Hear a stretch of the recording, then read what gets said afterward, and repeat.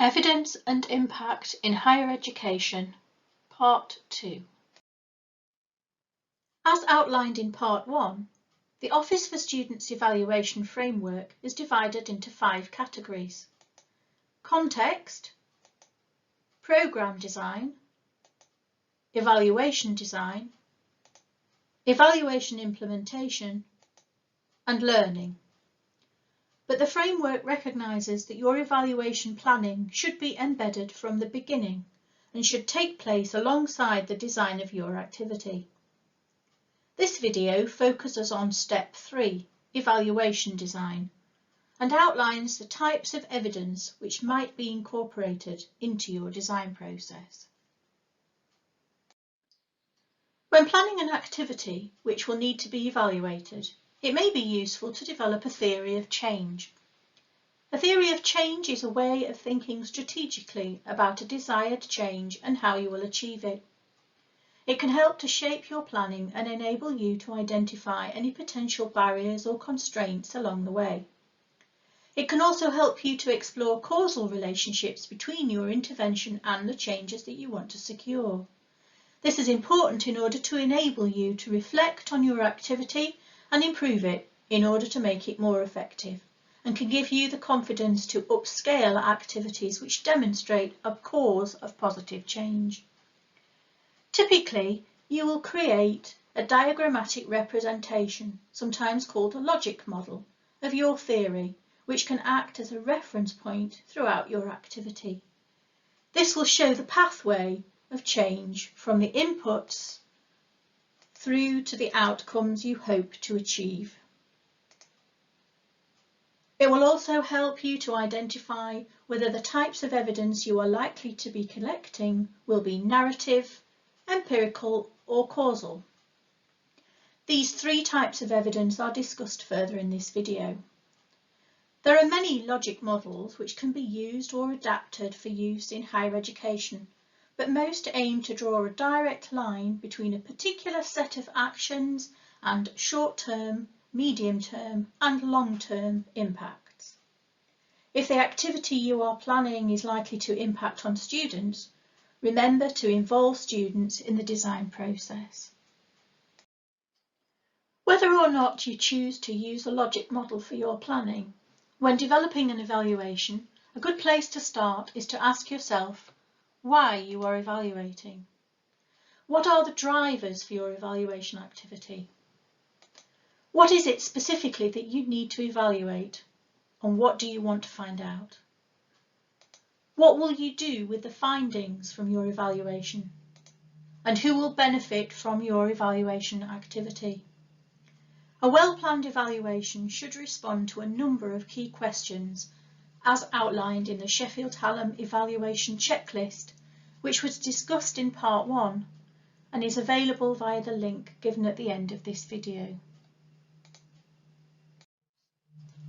When considering the design of your evaluation, think about which research methods are most appropriate for the purposes of the evaluation.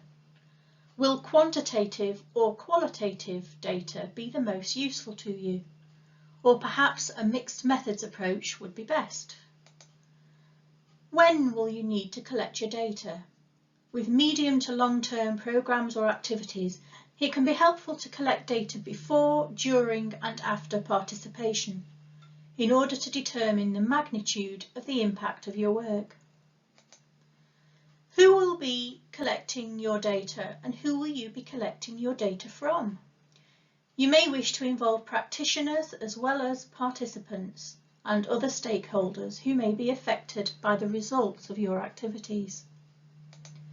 You may also wish to consider using a comparison group to show what might have happened if your intervention had not taken place, and you may want to make comparisons between groups of participants in order to investigate who has benefited the most and in what way. Crucially, you should also consider how you will communicate your evidence to your stakeholders once your evaluation has been completed. The Student Engagement Partnership, or TSEP, has outlined an evaluation framework for student engagement, which provides a useful template when planning and carrying out an evaluation.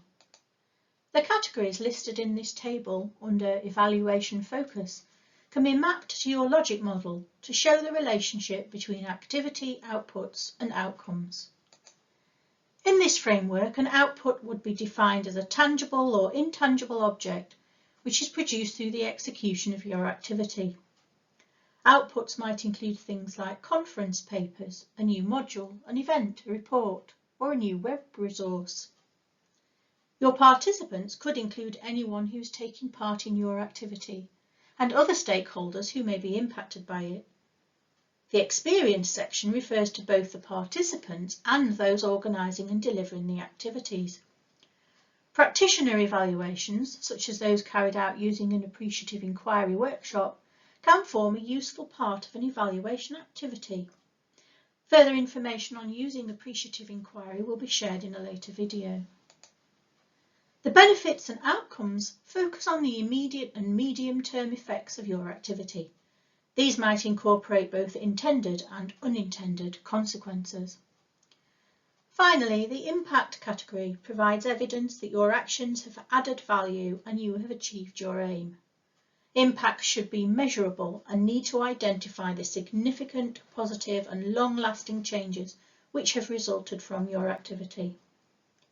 The indicators of success can be used as prompts when planning your evaluation activities in order to ensure that your chosen evaluation methods will be fit for purpose. As mentioned in Part 1, the Office for Students outlines 3 types of evidence for evaluative purposes. For the first type, your evaluation should provide a narrative and a coherent theory of change, for example on a logic model, which explains the nature of your activity, what is being done and why. You may incorporate evidence of impact which was established elsewhere, perhaps in the research literature, or from your existing evaluation results, as this will all help to provide an indication of the anticipated benefit of your activity. For Type 2, the evaluation collects data on outcomes and impact and reports on available evidence which demonstrates that those participating in your activity have better outcomes. Quantitative and qualitative evidence of those improved outcomes can be collected both before and after the activity in order to demonstrate an association with beneficial results. Descriptive statistics can be used to summarise your results in relation to your participants, whilst inferential statistics can attempt to show how your results might be generalised, for example by outlining how your results might be replicated in larger groups which have similar attributes to your target cohort. Wherever possible, any inferences you make should apply to groups which share some of the characteristics. For example, students studying on the same course, at the same or a similar institution, or those in a similar age group or with a comparable previous educational experience. Qualitative research usually aims to understand people's beliefs, experiences, attitudes, behaviour and interactions. There are a variety of tools you might use to collect empirical data, such as analysis of written submissions, interviews, focus groups, case studies, listening rooms and digital stories. It's important to ensure that an empirical evaluation is subjected to a rigorous ethical review process before the evaluation begins. The third type of evaluation methodology is often the most challenging. It provides direct evidence of the causal effect of a particular activity. Both quantitative and qualitative evidence may be collected, which is usually intended to show a pre- to post-activity change on a treated group relative to an appropriate control or comparison group. Identifying a suitable comparison group can be problematic, and there are ethical considerations to take into account when planning an activity from which only a proportion of participants will potentially benefit. There is a long established tradition of using randomised control trials, or RCTs, in medical settings to test new medication and procedures in cases where there is genuine uncertainty about the potential benefits for participants. However, in a higher education setting, interventions which are evidence-informed and already supported by narrative and empirical evaluations may be unsuitable for an RCT if there is a high chance that the control or comparison group may be disadvantaged. In these cases, a propensity score matching, or PSM, approach may be preferable, as it retrospectively compares groups of individuals who did not receive the same intervention, but who were as likely to have done so. Further information on collecting narrative, empirical and causal evidence is available from the Office for Students website, and the address is given on the final slide of this video.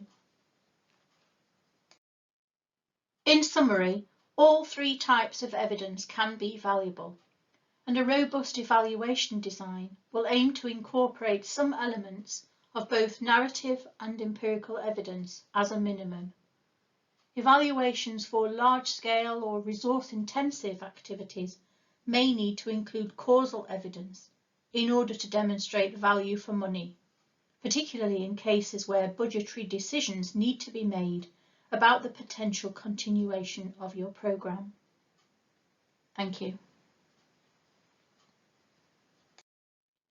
For further information on the topics covered in this video, or to review some of the resources highlighted, please visit these links.